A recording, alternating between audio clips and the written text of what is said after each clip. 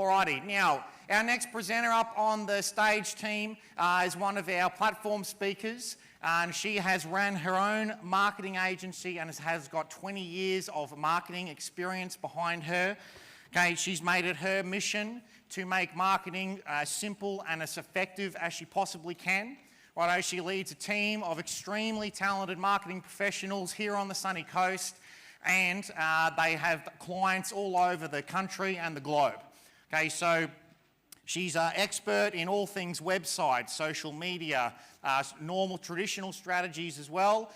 She's also an amazing EUP graduate and board client at the moment. And without further ado, we're going to welcome to the stage Cara DeShott. Give her a hand.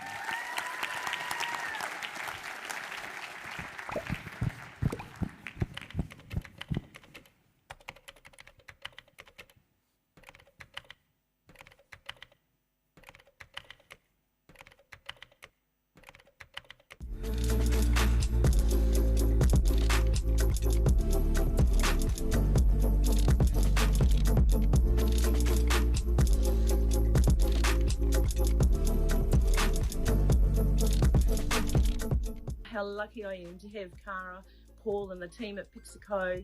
They're amazing. They've changed my life. They do everything for me, from SEO to marketing, advertising, Google. They do just like unbelievable amount of work, and I'll be forever grateful to Cara and the team. Honestly, they've changed my life. To think how badly I used to do it myself, and now we have so many leads, we can't even handle them.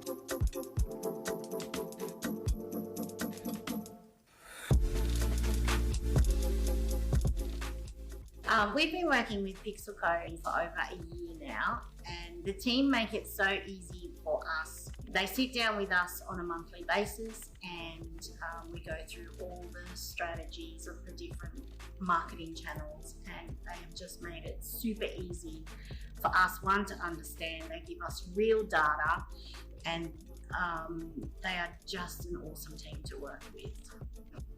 Before Pixaco came along, I was super stressed out trying to find and do and create social marketing. I'm fully leveraged out of that now, and Cara and her team at Pixaco totally take care of everything for me in the branding, social media, digital footprint arena, and I can get on with the more important things in my business that make me money.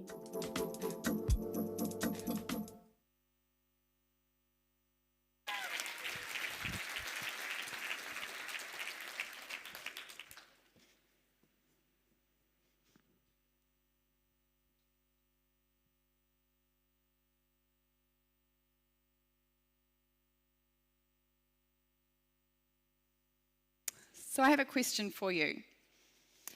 Who here, show of hands, knows how big their digital footprint is for their business?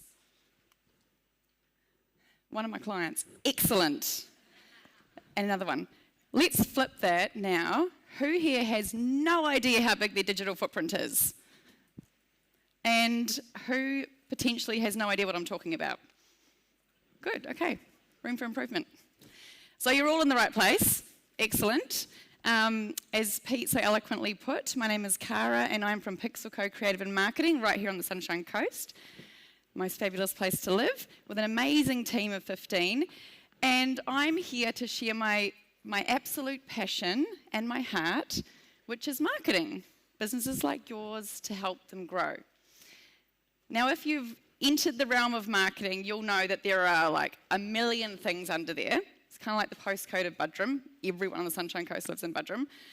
So I'm only going to focus today on the digital side of the house, okay? I'm going to forget about all the rest, and we're just going to focus on your digital footprint. So who here wants to make a bigger impact online with their business? Can I get a yes or yes? Excellent. So let's start off with exactly what it is. Now, I'm not going to focus on your personal digital footprint. So any questionable pictures you may have, text or emails or websites you may have looked at that you shouldn't have, that is your business. I'm not going there today. I'm going to focus on the business digital footprint. And simply put, this is my definition because the dictionary definition was just way too long for me. It is the visual space that your business takes up online. Now, if you think about that in a literal sense of the word, if you think about like 100 years ago in London, just picture that you're a retailer and you have a small shop front. As you accumulate more customers and wealth, you would get a bigger shop front, right? And then it would the bigger you got, that would happen faster. And then you would end up with a bit of more momentum and like kind of a Harrods of London situation. Has anyone seen that massive building, Harrods of London? So it takes up quite a large physical footprint, and you can see it from quite far away. So we're really lucky to be business owners in a digital era, and you don't have to be the wealthiest business owner to have the biggest or a big digital footprint. So more so than ever before, we can actually play with the bigger players. We just have to be more savvy about it. So to be really clear, very clear here, the bigger your digital footprint for your business, the more eyeballs are going to be seeing your brand because you're taking up more space, and the more engagement, inquiries, customers, sales you are going to get without you being involved in all of that, or without your team, which gives us, Bruce's favourite L word, more leverage, right? That's what we're all here for. Something, actually, that I would like to note, in the past 2 years since COVID has happened, and I know and I respect that everyone has a COVID story, but something that I personally noticed was that there are a lot of business owners that probably could have or should have been more online at that stage. They knew that they should have changed from a bricks and mortar to an online store. They knew that they should have had more processes digitized, and they're kind of like just caught with their pants down, right? Ugh. But we also had a bunch of clients that were already super savvy in that space. They'd already had quite a large digital footprint, and they were so well positioned to take advantage of this massive online consumerism boom that has happened in the last 2 years. And so I do see a little bit of complacency now that we're coming back to normal, with some people going, oh, do I really need to worry about where I am online? Like, that's never going to happen again. But studies are showing that over 50% of people in the world actually prefer the online shop now. They prefer to go and research online and shop online before they either go in person to make the transaction or go into a shop to shop now anyway. So it's not going away. And also, if you haven't noticed, our consumers or our customers are actually getting younger. We're getting older and they're getting younger. So has anyone ever seen a 2-year-old work an iPhone? Or a 3-year-old work an iPhone? I know they can work one better than my 60-year-old mother can. So it's not going away. And in actual fact, now is the cheapest time that will ever be to be online. It is only going to get more busy and more expensive, and we're working into like the metaverse and places like that, augmented reality. This is not going away. So we just want to become a bit more educated, right? And stake our claim. We know that 4.66 billion people are on the internet worldwide. That's just a fact. Digital is great because we can just measure everything. It's not opinion. I don't have to make anything up. It's just fact. That's most of the developed world. That's all your customers. They're all there. And 6 million of them are shopping online every minute. So they're opening their wallets, they're freely spending their money, not really worried about security or anything like that. They're spending online right now, 6 million. 6 million next minute, 6 million the minute after that. You get the picture. There are people shopping online all the time. So my next question to you then, are you missing out on some of that traffic? Are you missing out on inquiries simply because you're not visible enough online? And potentially, could you just stop gifting traffic to your competitors that are online or more online? So how does one go about getting more online or getting a bigger digital space? You need to be on more platforms. Simple as that. There are tens, probably hundreds of thousands of platforms to choose from, which can seem overwhelming. So you'd have to choose the ones that make more sense to your business. And they would make more sense because that's where your customers are. So there has to be some method to that madness and a bit of strategy. And you also have to show them good content, can't be giving them rubbish. But that's essentially how you do it. And so I'm going to cover the 7, if I can count with my fingers, I'm going to cover the 7 foundational elements or platforms that I think probably actually everyone in this room could use and master to grow their digital footprint. A lot of you, and it is a bit of a spectrum, right? A lot of you will be on some of these platforms or kind of like know about it, but all of them can be worked on to be much better so you can take up more space and be better on these platforms too. So this is for newbies and it's also for those that are masters. So we're going to start with number 1, which you probably guessed is going to be your website. I know that sounds really simple. Your website's your home base for your brand. Show of hands who has a website. There is actually not everyone in the room with their hands up, so we've already got some great room for improvement. Now, show of hands again who absolutely loves their website and thinks it's the best representation of their business right now. All of PixelCo should have their hand up, I hope. Good, there's a few, so still more room for improvement. Show of hands who measures the conversions on their website each month and knows how to make their website better. Fabulous, there's a few. And then hands up who's updated their website in the last 2 months. Gold stars for you guys, see me afterwards. Excellent.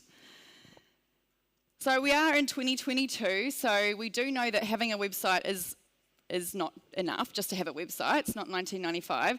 So people are wanting to read information, they're wanting to buy your product, they're wanting to ask the customer support chat, they're wanting to get a quote online, they're wanting to do all this stuff when they're in their pajamas on the couch at home at night time. So they don't want to wait till tomorrow to business hours, they're busy and the kids and the work and all of that. So is your website good enough to be able to convert customers while you're not there? Or are they just going to go somewhere else?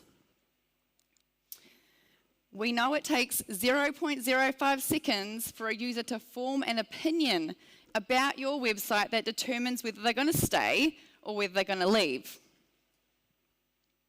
There's just so much choice on the internet these days. There is so much choice, right? They don't have to wait around for a 1995 website. And the opinion they're making about your website is actually the opinion they're making on your business as well, which seems very shallow, like, judging a book by its cover, but that is actually exactly what they're doing. So if you're showing them an outdated 1995 website, they can only assume, because they don't know you, they can only assume that that's actually the level of product that you're okay with. So you're okay to deliver up that type of kitchen or that type of coaching course or that type of whatever, because that's like your standard, right? That makes sense. So here's a little example. Just picture this. You have got like $20 billion worth of businesses and you've just bought a holiday home at Lake Tahoe. You've got in between all your board meetings, you've got half an hour and you want to choose some go online and choose some furniture to go into your holiday home so when you arrive in a month it's there and you can just relax. You don't have time to be like shopping around too much. You've got lots of money. Money's no problem. It's a time thing. So you jump online and you find that there's 2 websites that come up in Google that are in your area, right? And you've just got to decide really quick. So already I know that this one actually sells furniture because there's a picture of it. And this one I've already got to go looking. And I think the quality, if they're okay with that quality of design, I'm thinking it's probably just not for me. So in an instant, that second website might have a way better customer service and way better products, and it's so simply being let down by what I'm seeing online. So 75% of consumers are making a judgment actually just on the design of the site, what it looks like, let alone all the other stuff that a website is supposed to do. So that's a pretty big, the design is a pretty big component. So being in the industry for 20 years, I thought when I started my business, I would actually have a separate user interface designer. It's not even a web developer. So when someone comes in to get a website, it's designed for the user flow and experience way before it goes to see a developer, because that is just kind of too big a stat to ignore. Other things equally as important, well, maybe second down, let's say. How well is your website written? Did you write it yourself? Are you a good writer? It's okay not to be. People have got 6 seconds to make a decision. They will look at the homepage, they've got 6 seconds to skim through. Is it articulate enough and attention-grabbing enough to be able to sell your product and tell them what you do in 6 seconds? This is like an internal question there. Ask yourself that of your website. Do you have calls to action, again at the top of the homepage and all through the site? That's what CTA stands for, calls to action, to tell them what to do. They just want to know how to buy something. So if you don't have prices or you don't have a way to contact people, you're just actually making it really difficult. Do you have up-to-date information? Is your software up-to-date? Is it glitchy? Nothing worse. Does it load fast enough? No one waits for that spinning wheel anymore. So if you're giving them the spinning wheel, you're sending traffic away to someone else. Is it easy to navigate? Can they work their way through that? No problem. Is it a pleasure to use? Does it have helpful content? Are they even getting what they were looking for in Google in the first place? Do all the links work? Simple, but so many don't. We see so many that don't have links working, and it's very frustrating for the end user. And is it functional? Think about your customer in their pajamas, on their couch at night time, and you're not there to answer questions. Can they get all of their questions answered? Booking a time to talk to you, buying a product, getting a price, getting all the information they need, talking to your customer service, knowing when the answer is going to come back from your customer service.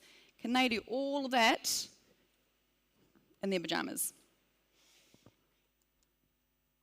Here's a couple of examples just to show you some before and afters. This is an incredible business actually here on the Sunshine Coast.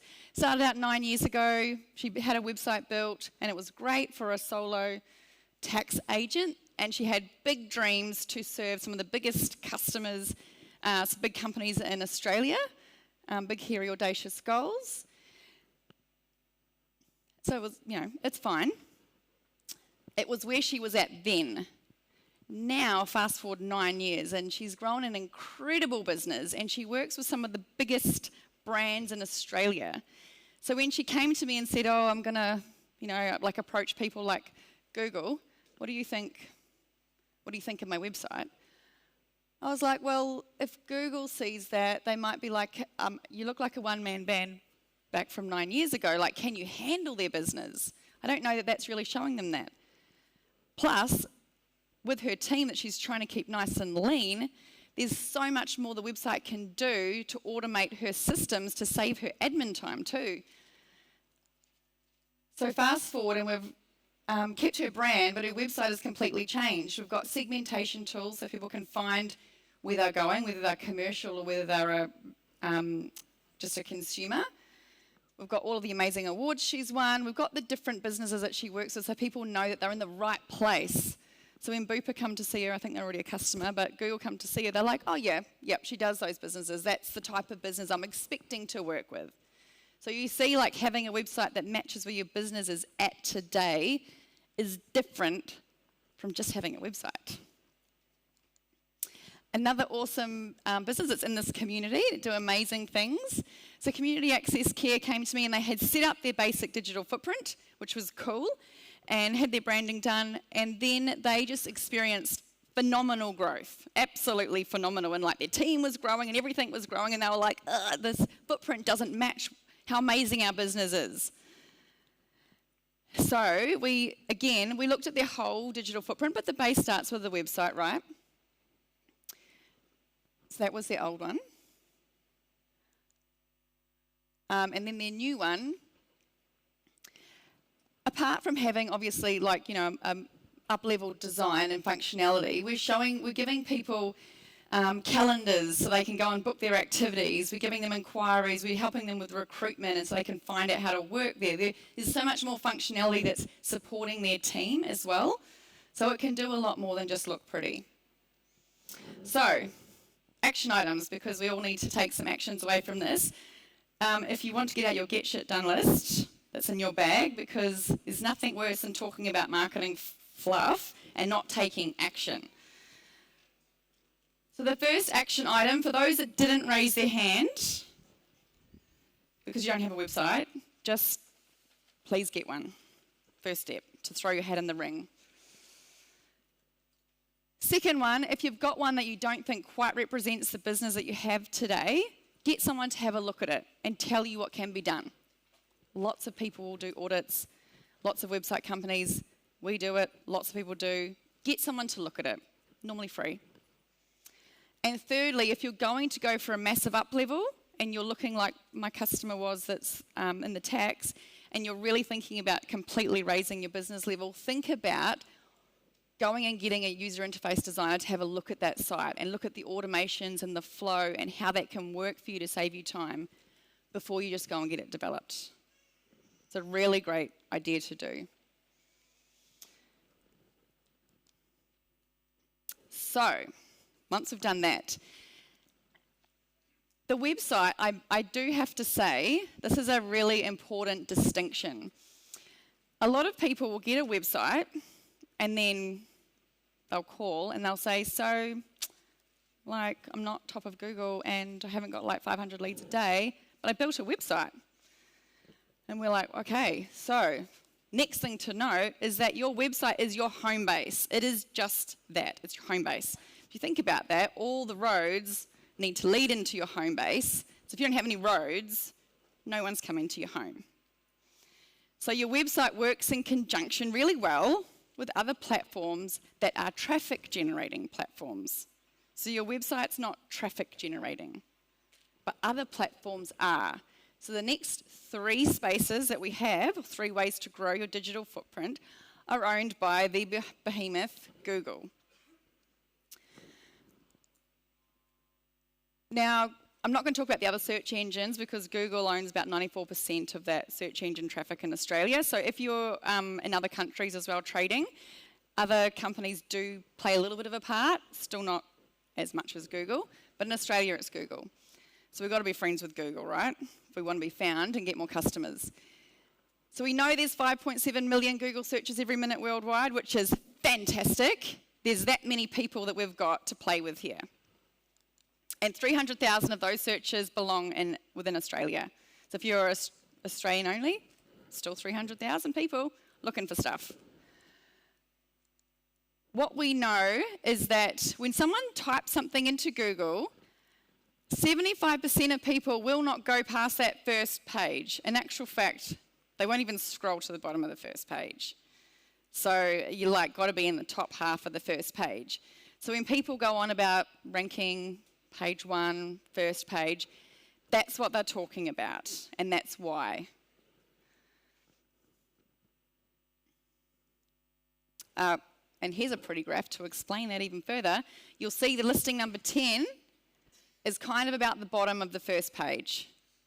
So you'll see there's a massive drop-off, and the people that keep searching are people that are probably looking for something very specific. So there's 3 different placements in Google. I want to be really clear when we're talking about Google. If you say I've tried Google, that means nothing to anyone, because there's 3 very different types of things you can try in Google. And my hope is that you understand the different placements I'm talking about today. So when you have conversations, they can be really quality conversations about marketing, rather than just, I've tried Google, I've tried Facebook. What have you tried? So on that side, number 2, we've got Google Ads. Now that is paid. By paid, I mean that when your listing appears in Google and someone clicks on that listing, you pay for that click. So click, cha-ching, cha-ching, cha-ching. So you are paying for the clicks to your website. On the other side, we've got the organic listings. 2 different places for organic listings. And we call them organic, kind of also means free. And what that means is when your listing comes up and someone clicks on it, you're not paying for that click. So all the free traffic, which is fabulous. And you might think, oh, I'm just going to go free then, that's awesome. But if you've mastered the free side, you'll know that it can take quite a long time, months, sometimes years, to raise your rankings to get the top of that organic side, And sometimes you've got to pay someone else a lot of money to do that. So it's not really free. You just don't pay every time someone clicks. So different, in fact, the different interfaces that you use to master these, and in my business, they're actually different people. They're very different skill sets even to master these. What does that physically look like? Just to really cement this in. The top, we've got ads. I know the ads, and now you'll know the ads because I've got the word ads written next to them, right? It's pretty simple. 43% of people don't know their ads. So before anyone says, oh, but they're ads, so I won't click on that, most people do click on them because they don't know their ads. So we're just going to discount that argument. The next spot down is this map situation, which we call the map pack, and that is Google My Business. Hands up who's heard of Google My Business? Hands up who's got their business listing, claimed their business listing. Awesome. Still some room for improvement, which is great. Now, that's free to claim, by the way, and it's a really good spot in Google to be on the first page. So 63% of businesses don't even claim it, which is crazy. That is crazy talk right there. And then down the bottom, we've got, this is still on page 1, I did have to scroll a little bit. We've got the organic search listings, which is essentially what we talk about when we talk about SEO or search engine optimization. That's making sure your website's really good, so Google will deem it worthy of being in this ginormous list that goes for about 50,000 pages after that. That's position 1 of the organic search. 3 very different places. If you are in all 3, you're going to get clicked on, and you are going to get that traffic. 27% more traffic than if you're in 1 or 2 places, by the way. Side note, if you search on someone's business directly, this is also the Google My Business listing, so you'll see it, you'll probably know it like that as well. 3 very different placements and 3 very different sets of metrics to monitor it. I'm not going to go into the numbers, that's a little bit too deep diving today, but I will say, with Google Ads, you're paying money. So you want to know what the cost per lead or sale is. Move over, get over all the fluffy numbers, all the vanity metrics. If you're doing Google Ads, you want to know what that cost is, because the great thing is, you see here we've got $14.81 for an inquiry on Google Ads. If you know how much your cost per sale or your cost per inquiry is, and you want 100, you just put 100 times that in, if it's been run right. So it's quite a mathematical equation, and so the scaling then becomes more mathematical. With the other 2, which are the organic listings, Google My Business and the SEO, it's not money in, you're not paying Google for that, but there are still metrics that you want to get to, cut through the fluffy metrics and get to the number of inquiries, the number of sales, even number of website clicks. You want to get some metrics, because if you're working on increasing them, or you're paying someone to help you increase your rankings, you can tell if it's actually working or not by those metrics. So what you don't measure, you don't manage. Easy to manage. So if we get our lists out, our action item list, from Google, our action items would be 1, consider setting up Google Ads. Consider it. 2, claim your Google My Business listing if you haven't. Everyone's heard it, everyone's going to go to an EUP or a board, and no one's going to have an excuse. All the coaches have heard it too. Get an SEO audit on your website and see if there's some ways that you can improve your rankings, and start working on that too. 3 different places in Google, 3 different action items, and if you're amazing and you rank in page 1, for how many search terms? Could you have more? It's a spectrum, right? Keep working on it. So, we've done Google. Now, so actually, I just want to tell you a little story on Google. I have a client who called me the other day, and I thought this is a really interesting way of looking at it. He pretty much ranks first and is amazing at everything, and owns the top half of Australia for a product he manufactures, right? There is no competition. So for his marketing, he's really just making sure he stays at the top. He doesn't really need leads as such. It's an incredible place to be. So he called me the other day and he said, I need to up my Google ads. And I was like, okay. And he said, because I've heard that there's another business coming to town that's going to do what I do. And I am keeping my spot. And I thought, well, that's actually a really smart way to think about that too. Because I know, well, if I was the competitor, I would come in and I would bid on his business name, right? So he's going to be bidding on his own business name, so he's preventing someone else from taking his top spot. So it's like a preventative insurance measure too, if you're already really good. So if you think about Google Ads, or Google in general, we consider Google to be in the customer journey, people have got more demand for your product. There's a much higher purchase intent. If you think about when you go to Google, you are looking for something. You are looking for that pair of pink shoes that will match your jacket. You know what you want. Or you're looking for the 24-hour plumber or the emergency dentist. You generally have like quite a higher purchase intent, which means the actions people take from Google are probably going to be closer to becoming a customer.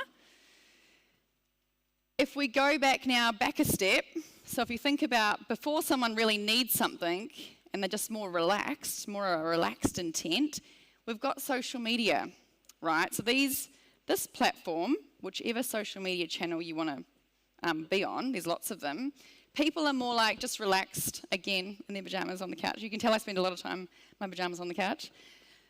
They're just searching through social media and they don't want to buy anything right then and there. They're not looking for anything. They're showing stuff while they're relaxing that they might want. So their intent to purchase is a lot lower, but still that's a very important thing to note because, and I guess this is a simple way of saying it, your competitors might be getting people before they even get to Google to search you.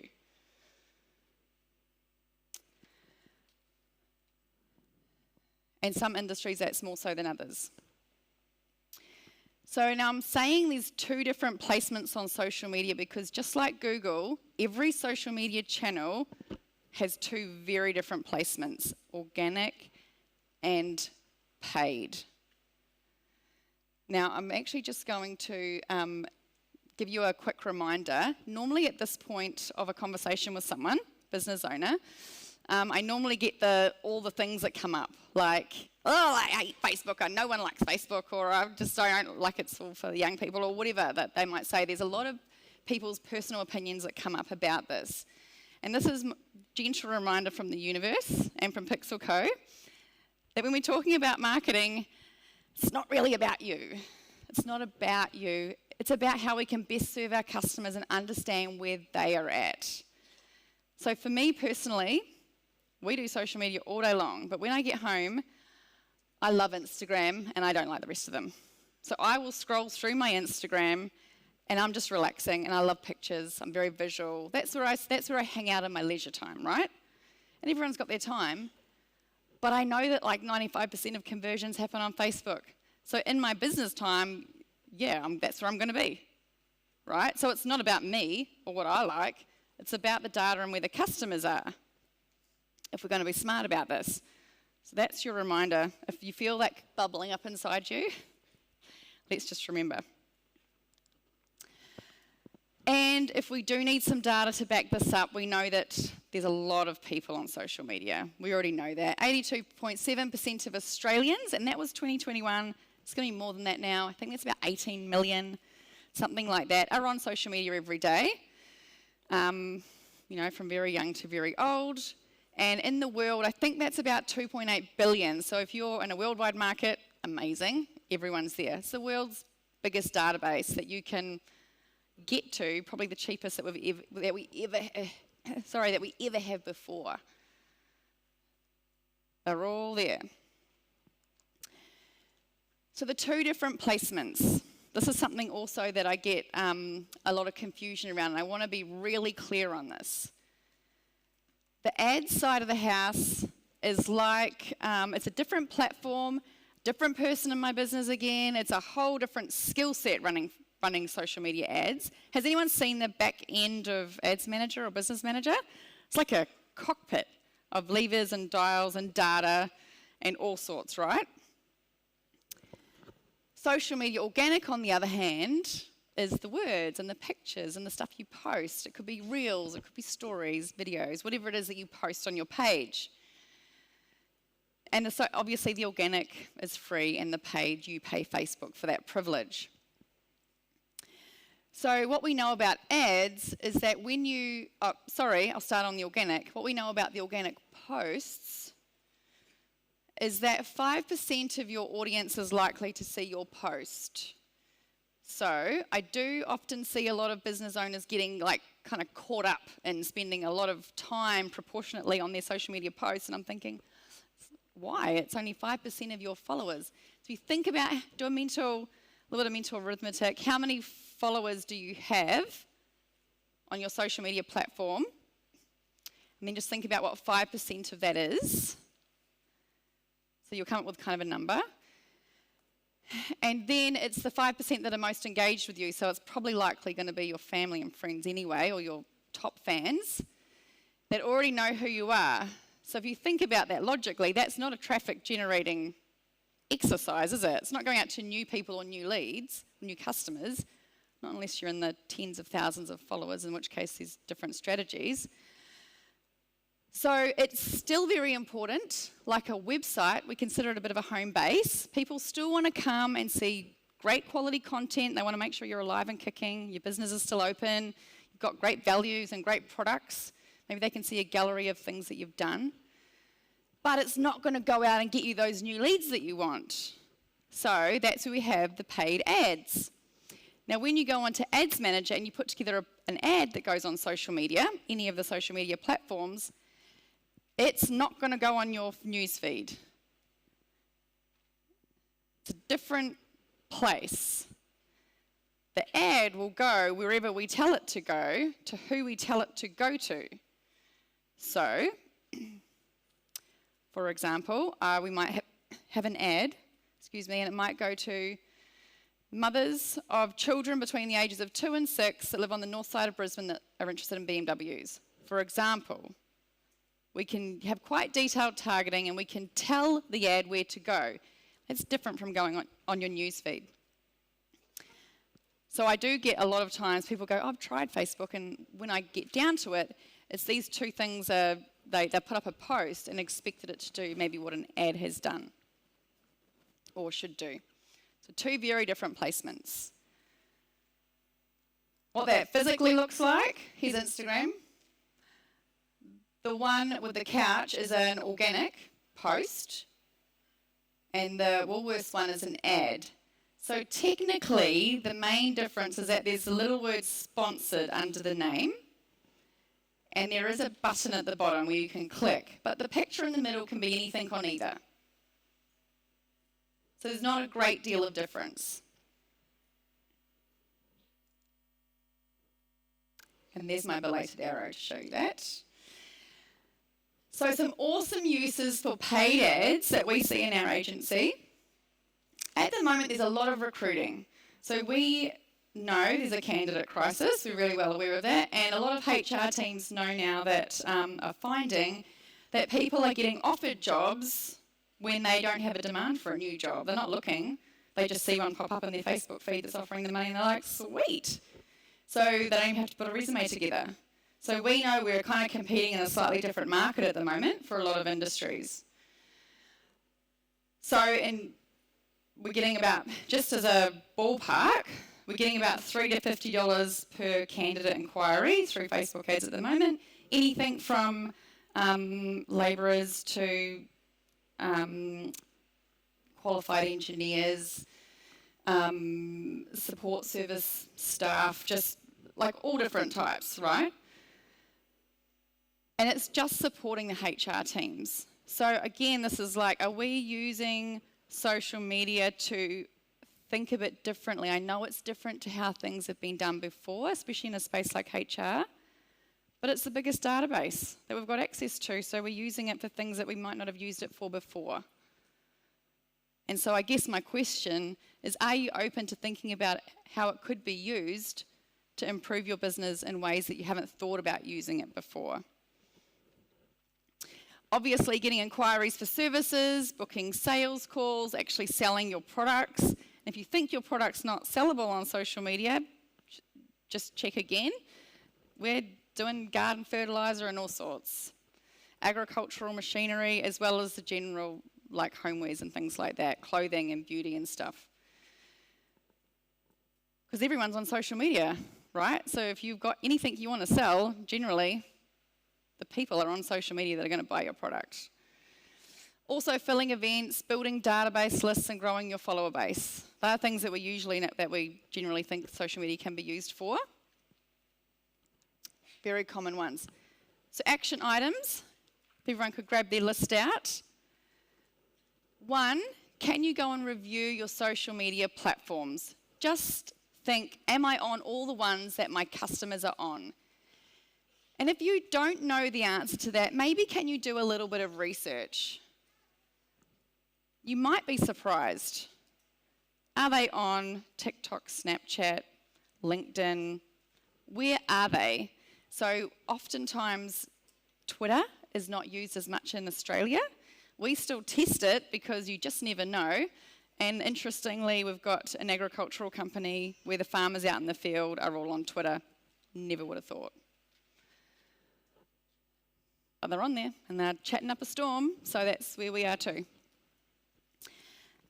On your organic side of the house, are you posting regularly? Do you look alive? If someone went to find you, do you look like you're an actual live business? Are you posting good quality content? Do you look like you know what you're talking about? Don't feed them rubbish, give them good stuff. So when they get there, it helps to convert them.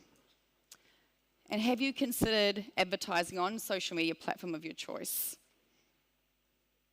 to get you further business or grow your database?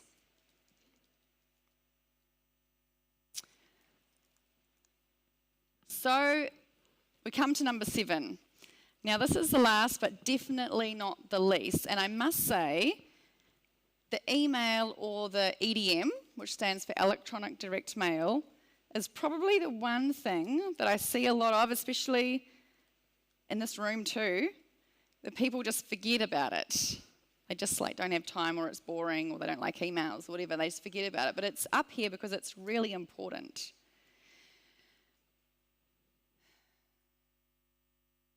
So my recommendation, if you want actual numbers, is you should be sending something out at least once a month to your database. Do you have a database? Actually, I will ask that question because I do come across some people that have never collected their database of customers before. Really important. You actually own your database. If Facebook closed or Instagram closed or your influencer went away, if that's all you're relying on, just make sure you have a database. That's your gold. And when you sell a business and you've got a database, cha-ching, more money. So, with email, actually another little story I'll tell you is that I have a client who is probably in this room and doing her emails every month, but she wouldn't approve them. It would take a long time to approve them. And so one day the phone call was like, oh, we're just not going to leave the phone call until you approve this email and we send it out.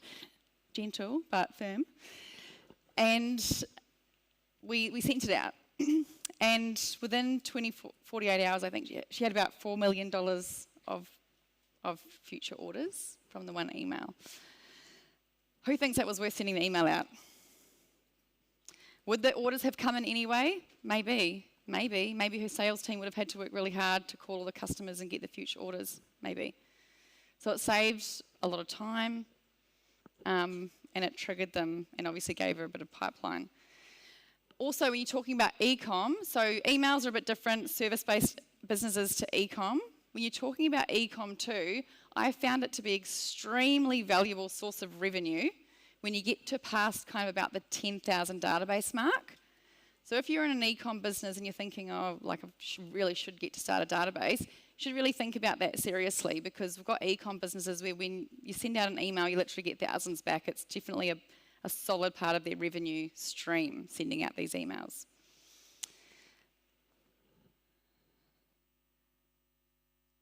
And also your email database list degrades by about 25% a year. That's the stat. So just on that, if you have a great database, also get this too, and people come and go, I've got a database, it's like 10 years old, that's nearly dead. Can't really use that because it's degraded by it. Like, the people have changed jobs, they've moved on, they don't have their email anymore, so you need to be actively collecting data for that database, and it needs to be like, yeah, if you're not getting like 25% a year, you're actually kind of not keeping up with inflation. So just think about the validity and how fresh that database is too. It's an important point to note. So, action items, actively add to your database, please. Please do that. Or think about ways you can do that. If it's a bricks and mortar, do you have incentives? Like, what's the offer? What are you giving them in return? Side note, if you say, please join my email newsletter, it is not going to work. You need to like make it exciting and give them an offer or some reason why they want to. No one just wants an email newsletter. And then email your database at least once a month. Let's just do that for me, please. Okay. So we've covered the 7 foundational elements. 7 things I think you guys could all do. If you haven't got them, you could start them. And if you are doing them, you could focus a little bit more on them and do them better. To grow your digital footprint, take up more space, the space that you deserve online, which is website, Google Ads, Google My Business, search listing, social media ads, organic posts, and email marketing. So what I'm going to do now is we're just going to jump to a quick round table, and I want just 30 seconds on each person. I'm going to write the question, so there's a bit of suspense. Hang on a sec.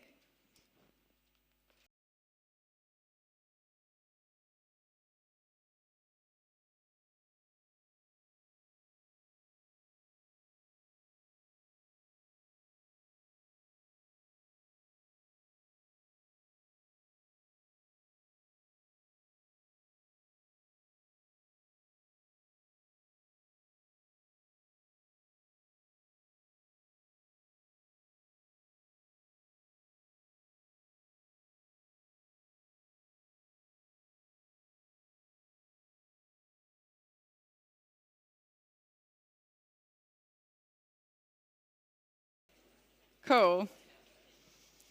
Thanks, guys. Hopefully you've got an action item out of that. So that is the 7 elements that I believe everyone in here could work on, or at least choose one thing to work on from today. And as I said before, my business is Pixel Co Creative and Marketing. We've got an incredible team of people that work with me. And my offer to you guys, if you need help to take a look under the hood of your marketing, or any of those digital elements, your digital footprint, we're offering a free marketing review. So we've got a piece of paper on the tables. It's a white A4 sheet. If you could just find that and hand that out. And if you want to take us up on that free marketing review, the team and I have cleared our calendars for about 3 weeks worth of appointments. So we're just going to give you 60 seconds to fill that out.